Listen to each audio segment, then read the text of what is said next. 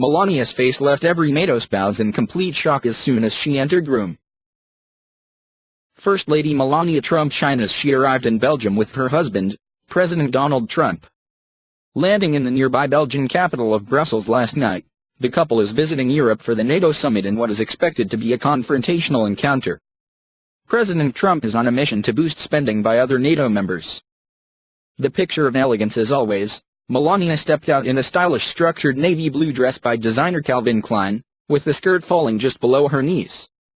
Hair loosened down as is her normal style and sporting her trademark Christian Louboutin stilettos with the featured the trademark red soles. Melania did not disappoint fashion fans eager to see what she would wear on her much-anticipated trip abroad. She showed no signs of jet lag as she arrived at the Queen Elizabeth Music Chapel in Waterloo, Belgium on Tuesday. Spouses of NATO leaders attended a piano and violin concert, while President Trump and other world leaders were otherwise engaged in negotiations that could be vitally important to the future economic health of America. Melania was in the company of the spouses of other world leaders, sitting beside fellow First Lady, Brigitte Macron. Also joining her was Emin Erdogan, wife of Recep Tayyip Erdogan, President of Turkey. They were welcomed at the Music Center by Amélie de Baudrenguien, the partner of Belgian Prime Minister Charles Michel, and Ingrid Schillerid, the wife of NATO Secretary-General Jens Stoltenberg. While Melania was outshining the wives of other heads of state, President Trump was out negotiating them. President Trump has repeatedly spoken out about what a bad deal NATO is for America and came out swinging regarding the hypocrisy of NATO's goal to protect countries from Russia while at the same time making energy deals with the nation. NATO is also known as the North Atlantic Treaty Organization. It was created in 1949 by the United States, Canada, and several Western European nations to provide collective security against the Soviet Union.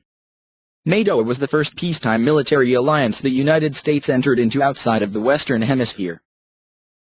Except it has not worked out quite like that, with America bearing the brunt of the costs. Meanwhile, the craven, stingy European members of NATO boast a measly 16 of 22 members on budget for their agreed-upon military spending under the agreement. He has also recently called out various member states for not living up to a 2014 pledge to reach 2% of GDP on defense by 2024. Only 3 European countries have reached the mark.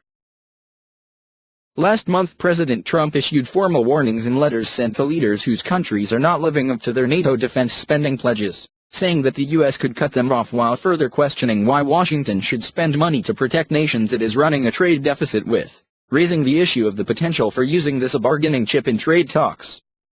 Washington currently spends roughly 70% of its defense budget on NATO, according to U.S. officials. President Trump has repeatedly made the point that having an alliance means a shared investment as well as a shared interest. President Trump tweeted on Tuesday, echoing earlier posts on Twitter and days prior. The sentiment he shared matched the criticisms he listed at a rally of supporters in Montana last week, in which he said that Washington was unfairly carrying almost all the cost of defending Europe. President Trump pulled no punches when speaking to Stoltenberg at a breakfast, blasting Germany for a pipeline project that he said made Germany totally controlled by Russia. The president was calling out the planned Nord Stream 2 pipeline from Russia to Germany's northeastern Baltic coast. This pipeline would bypass Eastern European nations and double the amount of gas that Russia can pipe directly to Germany. The pipeline already has significant opponents among some NATO nations. He stated, "So we're supposed to protect you against Russia, but they're paying billions of dollars to Russia, and I think that's very inappropriate, and the former Chancellor of Germany is the head of the pipeline company that is supplying the gas. Ultimately, Germany will have almost 70% of their country controlled by Russia with natural gas. So you tell me, is that appropriate? I've been complaining about this from the time I got in." President Trump then asked the obvious question, "They'll say, wait a minute, we're supposed to be protecting you from Russia, but why are you paying billions of dollars to Russia for energy?